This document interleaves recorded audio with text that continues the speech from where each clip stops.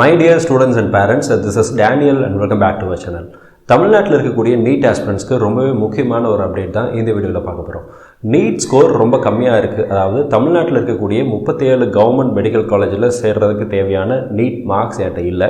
But ஆனால் other ஸ்டேட்டில் போய் கூட என்னால் படிக்க முடியும். என்னுடைய ஃபேமிலி பட்ஜெட் படி, என்னுடைய ஃபேமிலியோட சிச்சுவேஷன் படி என்னால் ப்ரைவேட் காலேஜஸில் சேர்ந்து படிக்க முடியாது. பட் ஆனால் ஆல் இண்டியா கோட்டா மூலமாக எனக்கு அதர் ஸ்டேட்டில் இருக்கக்கூடிய கவர்மெண்ட் காலேஜஸில் சீட் கிடைக்குமா அப்படின்னு சொல்லி நிறைய மாணவர்கள் கேட்குறாங்க. ஸோ நீங்கள் ஆல் இண்டியா கோட்டாக்கு நீங்கள் அப்ளை பண்ணீங்க அப்படின்னா கண்டிப்பாக தமிழ்நாட்டில் இல்லை அப்படின்னாலும் தமிழ்நாட்டை விட எஜுகேஷன் லெவலில் கீழே இருக்கக்கூடிய நிறைய மாநிலங்கள் நார்த் இந்தியாலையும் இருக்குது, சவுத் இந்தியாலையும் ஒரு சில மாநிலங்கள் இருக்குது. ஸோ அந்த மாதிரி அதர் டிஸ்ட்ரிக்ஸில் அதர் ஸ்டேட்டில் இருக்கக்கூடிய அதர் டிஸ்ட்ரிக்ஸில் இருக்கக்கூடிய காலேஜஸை நீங்கள் செலக்ட் பண்ண முடியும் த்ரூ ஆல் இண்டியா கோட்டா. இந்த ஆல் இண்டியா கோட்டா மூலமாக சாய்ஸ் லிஸ்ட்டை வந்து செலக்ட் பண்ணும்போது எப்படி அதர் ஸ்டேட், இப்போ தமிழ்நாடு அப்படின்னா தமிழ்நாட்டில் இருக்கக்கூடிய கல்லூரிகளை பற்றி மாணவர்களுக்கும் பெற்றோர்களுக்கும் ஓரளவுக்கு தெரிஞ்சு வச்சுருக்கும். நிறைய யூடியூப் சேனல்ஸ்லேயும் காலேஜஸ் பற்றி லிஸ்ட் அவுட் பண்ணுறாங்க. இந்தந்த காலேஜஸ் எல்லாம் பெஸ்ட்டாக இருக்கும், எங்கெல்லாம் பேஷண்ட் ஃப்ளோ ஜாஸ்தியாக இருக்கும் அப்படிங்கிறதெல்லாம் ஆல்ரெடி உங்களுக்கு தெரியும். ஸோ இந்த வீடியோவில் தமிழ்நாடை தவிர அதர் ஸ்டேட்ஸில் ஒரு கவர்மெண்ட் காலேஜை செலக்ட் பண்ண போகிறீங்க அப்படின்னா அதை செலக்ட் பண்ணுறதுக்கு என்னென்ன ஃபேக்டர்ஸை பார்க்கணும், எதன் அடிப்படையில் அதர் ஸ்டேட்டில் இருக்கக்கூடிய கவர்மெண்ட் காலேஜஸை செலக்ட் பண்ணலாம், சாய்ஸ் ஃபில்லிங்கில் எப்படி அதர் ஸ்டேட் காலேஜஸை போடலாம் அப்படிங்கிறத இந்த வீடியோவில் பார்க்க போகிறோம்.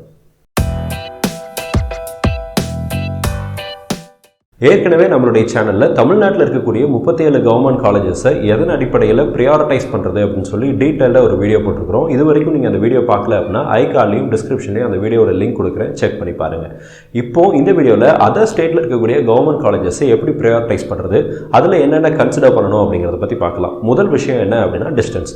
இப்போ நம்ம தமிழ்நாட்டில் இருக்கிற மாணவர்களாக இருக்கிற பட்சத்தில் பக்கத்து ஸ்டேட்டில் இருக்க கவர்மெண்ட் காலேஜஸாக இருந்துச்சு அப்படின்னா உங்களுக்கு ட்ராவலிங் அப்படிங்கிறது வந்து ரொம்ப பெருசாக இருக்காது. இந்த டிராவலிங் எதுக்காக சொல்கிறேன் அப்படின்னா, எஸ்பெஷலி நீங்கள் பையனாக இருந்தாலும் சரி பொண்ணாக இருந்தாலும் சரி உங்களை பார்ப்பதற்கு உங்களுடைய பேரண்ட்ஸும் வருவாங்க, நீங்களும் உங்களுடைய பேரண்ட்ஸை பார்க்குறதுக்கு நீங்கள் லீவுக்கு வீட்டுக்கு போவீங்க. ஸோ இந்த இது வந்து பார்த்தீங்க அப்படின்னா இதுவே அந்த உங்களுக்கு கிடைக்கிற லீவே வந்து ரொம்ப கம்மியாக தான் இருக்கும்.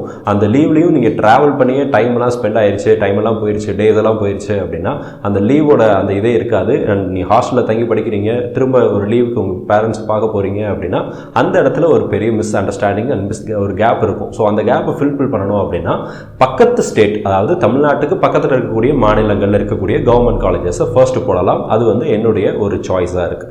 அடுத்ததாக நீங்கள் முக்கியமாக கன்சிடர் பண்ண வேண்டிய இன்னொரு முக்கியமான விஷயம் என்ன அப்படின்னு சொல்லி பார்த்தீங்க அப்படின்னா, நீங்கள் ஒரு மாநிலத்தை செலக்ட் பண்ணுறீங்க, சே ஃபார் எக்ஸாம்பிள் கேரளாவை எடுத்துக்கிறீங்க அப்படின்னா கேரளாவில் இருக்கக்கூடிய கவர்மெண்ட் காலேஜஸ்னு எந்தெந்த காலேஜஸ் இருக்குது அப்படிங்கிறத நீங்கள் லிஸ்ட் அவுட் பண்ணுங்கள்.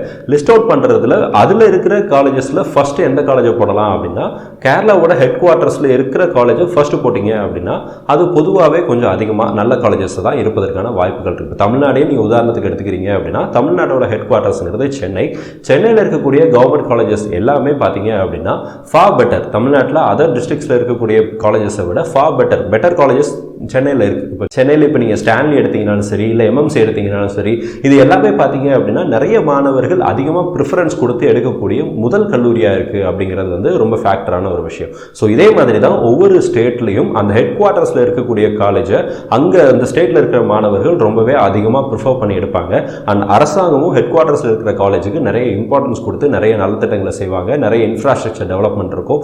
ஸோ அந்த மாதிரியான விஷயங்களை நீங்கள் கன்சிடர் பண்ணுறது அப்படிங்கிறது வந்து it will be an added advantage. மூன்றாவது முக்கியமான விஷயம் என்ன நீங்கள் கன்சிடர் பண்ணணும் அப்படின்னா அந்த காலேஜ் எந்த வருஷம் ஆரம்பிச்சாங்க அப்படிங்கிறத பார்க்கலாம். எஸ்டாப்ளிஷ்மெண்ட் இயர், எந்த காலேஜ், அதாவது நீங்கள் எந்த காலேஜை செலக்ட் பண்ணாலும் சரி அந்த காலேஜ் எந்த வருஷத்தில் ஆரம்பிச்சாங்க. இப்போ ரீசெண்டாக ஆரம்பித்த ஒரு காலேஜாக இருந்துச்சு அப்படின்னா அந்த காலேஜில் ஆப்வியஸ்லி இன்ஃப்ராஸ்ட்ரக்சர் டெவலப்மெண்ட் அப்படிங்கிறது வந்து ரொம்ப நல்லாலாம் இருக்காது, கண்டிப்பாக ஒரு டெவலப்பிங் ஸ்டேட்டில் தான் இருந்துட்டு இருக்கும் அப்படிங்கிறத நீங்கள் ஆப்வியஸ்லி புரிஞ்சுக்க முடியும். ஈவன் தமிழ்நாட்டில் இருக்கக்கூடிய கவர்மெண்ட் காலேஜஸே பார்த்தீங்கன்னா இப்போ ரீசெண்டாக 11 நியூ கவர்மெண்ட் மெடிக்கல் காலேஜஸ் ஆரம்பிச்சிருக்காங்க. இந்த 11 நியூ மெடிக்கல் காலேஜஸில் இருக்கிற இன்ஃப்ராஸ்ட்ரக்சரும் இப்போ கோயம்புத்தூரோ இல்லை திருநெல்வேலியோ இதெல்லாம் ஓல்டஸ்ட் காலேஜஸில் திருநெல்வேலியில் இருக்கக்கூடிய காலேஜஸோடைய இன்ஃப்ராவும் இப்போ வந்து புதுசாக ஆரம்பிச்சிருக்கிற காலேஜ் ஊட்டியில் ஆரம்பிச்சிருக்கிற காலேஜுடைய இன்ஃப்ராவும் ஒரே மாதிரி இருக்குமா அப்படின்னா இருப்பதற்கான வாய்ப்புகள் கொஞ்சம் கம்மி. ஏன்னா இப்போ தான் அண்டர் டெவலப்மெண்ட், இப்போ தான் ஆரம்பிச்சிருக்கிறாங்க அப்படிங்கிறதுனால அப்படி வருஷங்கள் வர இன்ஃப்ராஸ்ட்ரக்சர் வில் டெவலப்.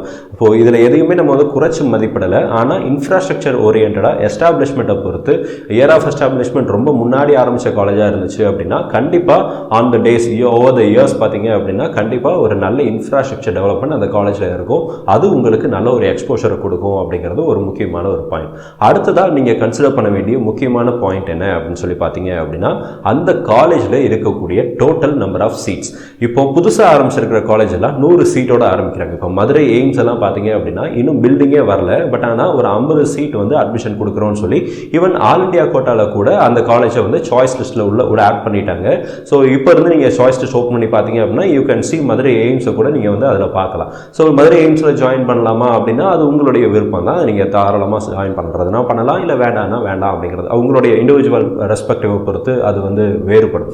ஸோ அப்போது ஒரு புதுசாக ஆரம்பித்த காலேஜில் எவ்வளோ சீட்ஸ் இருக்கும் அப்படின்னா ரொம்ப மினிமம் சீட்ஸ் தான் இருக்கும். ஒரு என்ட்ரி லெவலில் ஆரம்பிச்சிருக்கிற புது காலேஜாக இருந்துச்சு, இல்லைன்னா டெவலப் ஆகாத ஒரு காலேஜாக இருந்துச்சு அப்படின்னா சீட்ஸும் அதே லெவலில் மெயின்டைன் ஆகிட்டே இருக்கும். இப்போ கோயம்புத்தூரில் ஏன் வருஷம் சீட்ஸை இன்க்ரீஸ் பண்ணுறாங்க அப்படின்னா அதனுடைய இன்ஃப்ராவும் டெவலப் ஆகுது, அந்த காலேஜினுடைய குவாலிட்டியும் இல்லை அந்த காலேஜினுடைய லெவல் ரேங்கிங்கும் இன்க்ரீஸ் ஆகுது. அப்படிங்கிறதுனால நம்பர் ஆஃப் சீட்ஸும் அங்கே வந்து இன்க்ரீஸ் பண்ணுறதுக்கு பெர்மிஷன் கொடுக்குறாங்க சென்ட்ரல் கவர்மெண்ட் அண்ட் தமிழ்நாடு கவர்மெண்ட்டும் அதை வாங்கி கொடுக்குறாங்க. அப்படிங்கிறது தான் முக்கியமான ஃபேக்டர். இதே மாதிரி தான் ஒவ்வொரு ஸ்டேட்லையும் நம்பர் ஆஃப் சீட்ஸ் அதிகமாக இருக்கிற கல்லூரிகள் எல்லாமே இன்ஃப்ராஸ்ட்ரக்சர் வைஸாக இருக்கட்டும், இல்லை காலேஜில் லேப் ஃபெசிலிட்டிஸாக இருக்கட்டும், இல்லை அந்த காலேஜில் படிக்கிற மாணவருடைய ரேங்கிங்காக இருக்கட்டும், காலேஜுடைய ரேங்கிங்காக இருக்கட்டும், இதெல்லாமே ஹை லெவலில் இருந்துச்சு அப்படின்னா தான் அந்த காலேஜுக்கு நம்பர் ஆஃப் சீட்ஸை அதிகப்படுத்துவாங்க. ஒரு உதாரணத்துக்கு சொல்ல போகிறோம் அப்படின்னா ஒரு 200 சீட்ஸுக்கு மேலே இருக்கிற காலேஜாக இருந்துச்சு அப்படின்னா அது நீங்கள் டாப் ஆர்டரில் வைக்கலாம், தவறே கிடையாது. அடுத்ததாக முக்கியமாக கன்சிடர் பண்ண வேண்டிய இன்னொரு முக்கியமான விஷயம் என்ன அப்படின்னு சொன்னால் அந்த காலேஜில் எவ்வளோ பிஜி கோர்சஸ் இருக்குது அப்படிங்கிறத நீங்கள் கன்சிடர் பண்ணலாம். ஸோ நீங்கள் ஒரு காலேஜை செலக்ட் பண்ணிட்டீங்க, அதர் ஸ்டேட்டில் இருக்கக்கூடிய ஒரு காலேஜை செலக்ட் பண்ணி இப்போ கர்நாடகாவோ இல்லை ஆந்திராவோ தெலுங்கானாவோ இல்லை நீங்கள் வந்து மகாராஷ்டிராவோ உத்தரகாண்டோ ஏதோ ஒரு ஸ்டேட்டில் இருக்கக்கூடிய ஒரு காலேஜை நீங்கள் பார்க்குறீங்கன்னா அந்த காலேஜுடைய வெப்சைட் ஓப்பன் பண்ணுங்கள். அங்கே இருக்கக்கூடிய பிஜி கோர்சஸ் என்னென்ன அப்படிங்கிறத பாருங்கள். அந்த பிஜி கோர்சஸ் நிறைய இருந்துச்சு அப்படின்னா அங்கே நிறைய பிஜி அதாவது மாணவர்களும் படிக்கிறாங்க அப்படிங்கிறத நம்ம புரிஞ்சுக்க முடியும். அப்படி பிஜி மாணவர்களும் அங்கே படிக்கிறாங்க, நிறைய கோர்சஸ் பிஜி கோர்சஸும் இருக்குது அப்படின்னா அந்த காலேஜினுடைய இன்ஃப்ராஸ்ட்ரக்சர் நல்லா இருக்குது அப்படின்னு சொல்லி அர்த்தம். ஸோ அதையும் நம்ம வந்து கன்சிடர் பண்ணிக்க முடியும். இந்த பாயிண்ட்ஸ் எல்லாம் உங்களுக்கு கண்டிப்பாக ஒரு காலேஜை அதர் ஸ்டேட்டில் இருக்கக்கூடிய காலேஜை ப்ரையாரிட்டைஸ் பண்ணுறதுக்கு ஈஸியாக ஹெல்ப்ஃபுல்லாக இருக்கும் அப்படின்னு சொல்லி நான் நினைக்கிறேன். திரும்ப நான் உங்களுக்கு ரிப்பீட் பண்ணுறேன், I will summarize it. So முதல்ல டிஸ்டன்ஸ், ஒரு தமிழ்நாட்டிலிருந்து பக்கத்து ஸ்டேட்டாக இருந்துச்சு அப்படின்னா அது உங்களுக்கு நாளடைவில் இந்த ஓவர் த இயர்ஸ் ஒரு 5.5 வருஷம் நீங்கள் படிக்க போகிறீங்க அப்படின்னா அந்த 5.5 வருஷமும் ட்ராவல் அப்படிங்கிறது இருந்துக்கிட்டே தான் இருக்கும், உங்களுக்கும் இருக்கும் உங்களுடைய பேரண்ட்ஸுக்கும் இருக்கும்.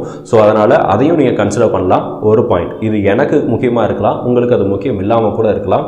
ஸோ அது ஒரு பாயிண்ட்டாக நீங்கள் வச்சுக்கலாம். அதை ஃபஸ்ட்டு பாயிண்ட்டாக வச்சாலும் சரி இல்லை கடைசி பாயிண்டாக வச்சாலும் சரி, பட் ஆனால் இந்த பாயிண்ட்டை நீங்கள் கன்சிடர் பண்ணுறது ரொம்ப நல்லது. அடுத்ததாக பார்க்க வேண்டிய முக்கியமான விஷயம் என்ன அப்படின்னு சொன்னால் அந்த ஒவ்வொரு ஸ்டேட்னுடைய ஹெட் குவார்ட்டர்ஸில் இருக்கிற காலேஜுக்கும் நீங்கள் ப்ரையாரிட்டி கொடுக்கலாம். அது ஒரு முக்கியமான ஒரு பாயிண்ட். மூன்றாவது முக்கியமான பாயிண்ட் என்ன அப்படின்னு சொன்னால் அந்த காலேஜ் எந்த வருஷம் ஆரம்பித்தாங்க அப்படிங்கிறத பார்க்கலாம். Year of establishment. ரொம்ப வருஷத்துக்கு முன்னாடி ஆரம்பித்த பழைய காலேஜாக இருந்தால் இன்ஃப்ராஸ்ட்ரக்சர் டெவலப் ஆகிருக்கும் அப்படிங்கிறது வந்து இதுதான் யதார்த்தம், இதுதான் சூழ்நிலையில் இருக்கக்கூடிய ப்ராக்டிக்கலாக இருக்கக்கூடிய சிச்சுவேஷன். அடுத்ததாக இருக்கக்கூடிய முக்கியமான பாயிண்ட் என்ன அப்படின்னு சொன்னால் அந்த காலேஜில் இருக்கக்கூடிய டோட்டல் நம்பர் ஆஃப் சீட்ஸஸ், அதாவது யூஜிக்கு இருக்கக்கூடிய டோட்டல் நம்பர் ஆஃப் சீட்ஸ் என்ன அப்படிங்கிறத நீங்கள் கன்சிடர் பண்ணலாம். நிறைய சீட்ஸ் இருந்துச்சு அப்படின்னா இன்ஃப்ரா நல்லா இருக்குன்னு சொல்லி அர்த்தம், அந்த காலேஜினுடைய ரேங்கிங் நல்லா இருக்குன்னு சொல்லி அர்த்தம். அடுத்ததாக பார்க்க வேண்டிய கன்சிடர் பண்ண வேண்டிய முக்கியமான ஒரு விஷயம் என்ன அப்படின்னு சொல்லி பார்த்தீங்கன்னா நம்பர் ஆஃப் பிஜி கோர்சஸ்.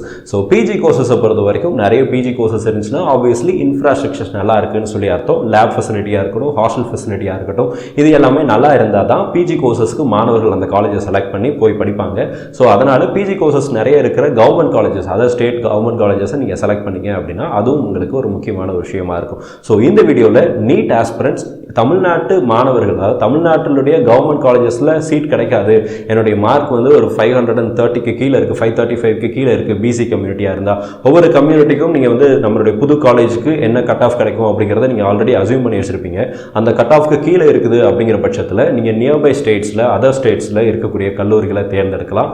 அப்படியே நீங்கள் சாய்ஸ் லிஸ்ட்டை கொடுக்கும்போது அந்த சாய்ஸ் லிஸ்ட்டை ப்ரியாரிட்டைஸ் பண்ணும்போது தமிழ்நாட்டு காலேஜஸ் எல்லாம் ஃபஸ்ட்டு கொடுங்க, அதுக்கப்புறம் அடுத்த ஆப்ஷனில் வந்தீங்க அடுத்த ஸ்டேட்டுக்குரிய காலேஜஸை நீங்கள் ஆட் பண்ணலாம். அதுக்கு இந்த பாயிண்ட்ஸ் எல்லாம் உங்களுக்கு யூஸ்ஃபுல்லாக இருந்திருக்கும்னு நினைக்கிறேன். ஐ ஹோப் இந்த வீடியோ உங்களுக்கு யூஸ்ஃபுல்லாக இருந்துச்சு அப்படின்னா உங்களுடைய ஃப்ரெண்ட்ஸுக்கும் இந்த வீடியோவை ஷேர் பண்ணுங்கள். அண்ட் நீங்கள் இது வரைக்கும் நம்மளுடைய சேனலை சப்ஸ்கிரைப் பண்ணலை அப்படின்னா நம்மளுடைய சேனலை சப்ஸ்கிரைப் பண்ணி வச்சுக்கோங்க. அண்ட் கூடவே பக்கத்தில் இருக்கிற இந்த பெல் ஐக்கானையும் கிளிக் பண்ணி வச்சுக்கோங்க. அப்போ தான் நான் எடுக்கிற எஃபர்ட்ஸ் உங்களை வந்து சேரும்.